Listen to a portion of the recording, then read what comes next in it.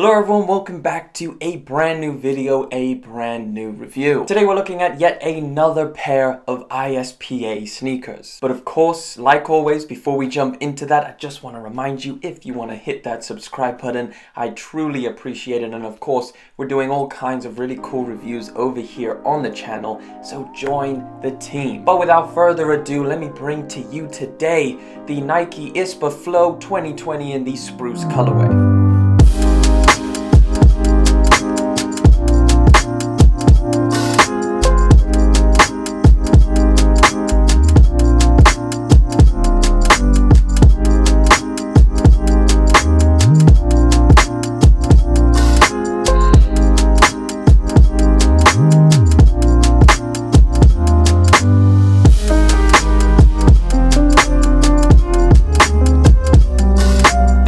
Here we have the box. This is becoming a very familiar box, for me at least. We have had a ton of ISPA sneakers and I've taken a look at a whole load of them. Of course, you've got the ISPA branding, which of course is improvise, scavenge, protect, and adapt. You see, I know that off by heart because I've seen so many of these. One thing you'll notice is how light the box is straight away, and you'll know when I show you these just why.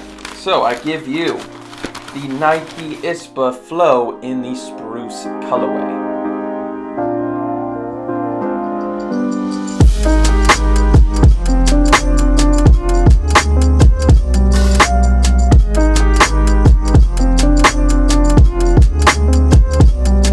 Here they are.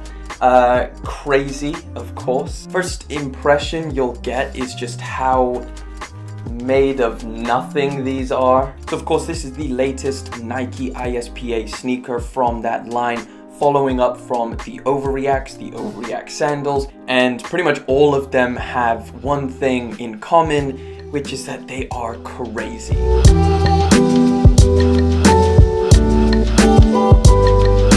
So this was inspired by runners who modify their own sneakers to make them as light as possible. This gives them the name Gram Shavers. So they kind of modify it by cutting off different elements of the shoe in order to make it as lightweight as possible. And you really see that with this sneaker.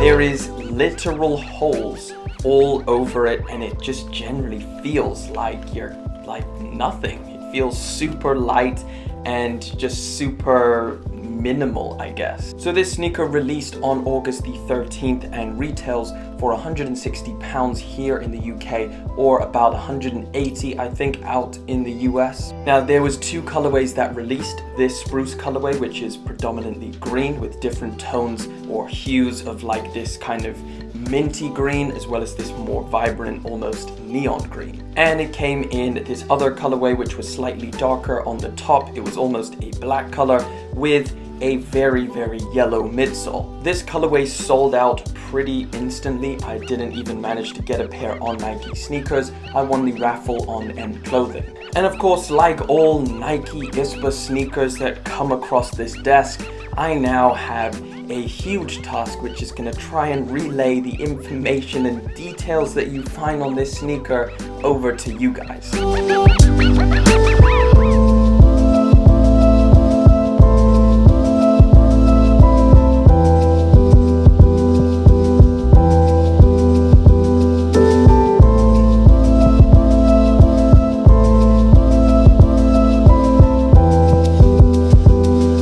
Jumping straight into those materials, and like always, we're going to start over at the toe box. So the first thing you have is this kind of rubber material which overlaps from underneath the sneaker to the upper. Now this is definitely here to give this some structure, because the base layer of this is literally paper thin. It's made out of this kind of plasticky material that Nike has used on other sneakers. However, this comes in at, I think, just far thinner than I have ever seen. It is literally super thin, and of course it is translucent. Now of course, because it is such a thin material, they've had to add a few other kind of overlays and different materials to make it just a little bit more structurally sound. You do have this stitching which goes around the entire sneaker, just wraps around the toe box area and moves all the way up to the back. Now this stitching, I believe, is here probably to give the sneaker some shape, because without it, it would just flop into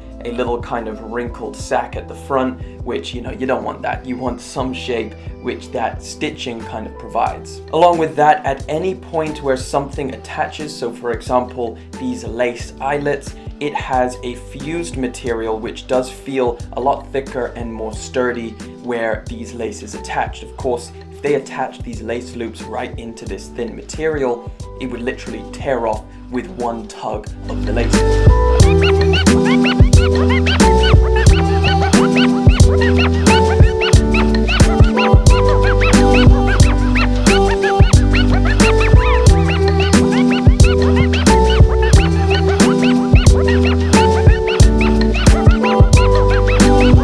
Get these tiny little woven elements of what I believe is either Flyknit or some kind of knit material.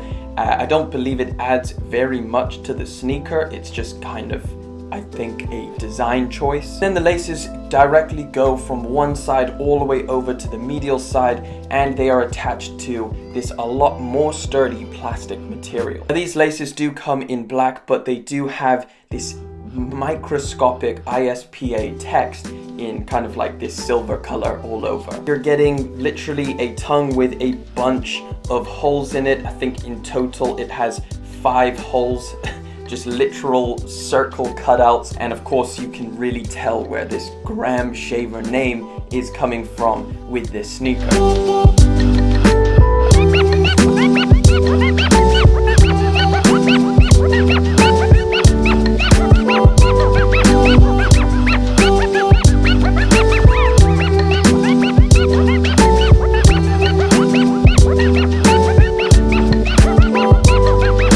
Feels like it has next to no padding, so I guess that's something to note.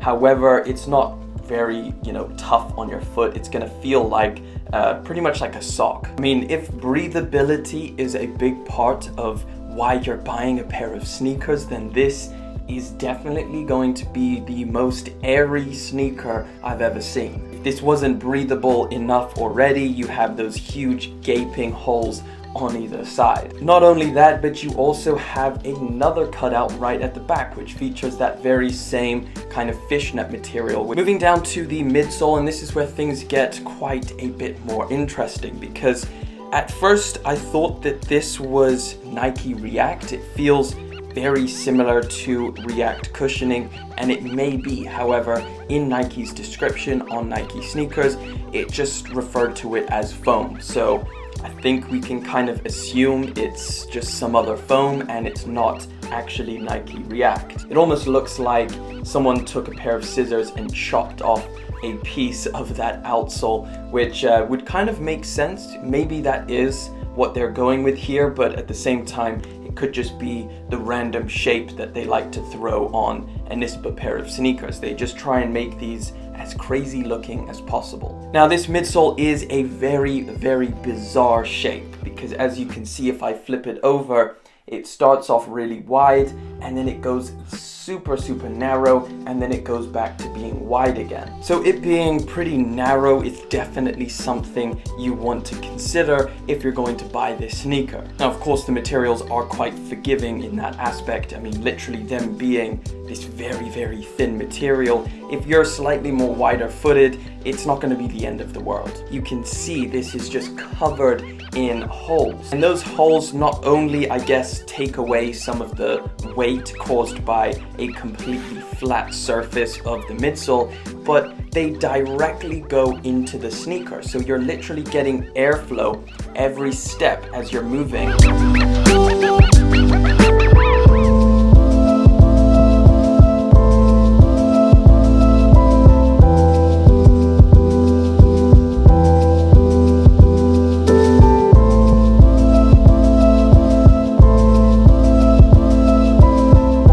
Now, in terms of sizing and fit and just how comfortable these sneakers are, there's definitely quite a few things to think about. So straight off the bat, I just want to say these are very, very comfortable. The foam material feels really, really good.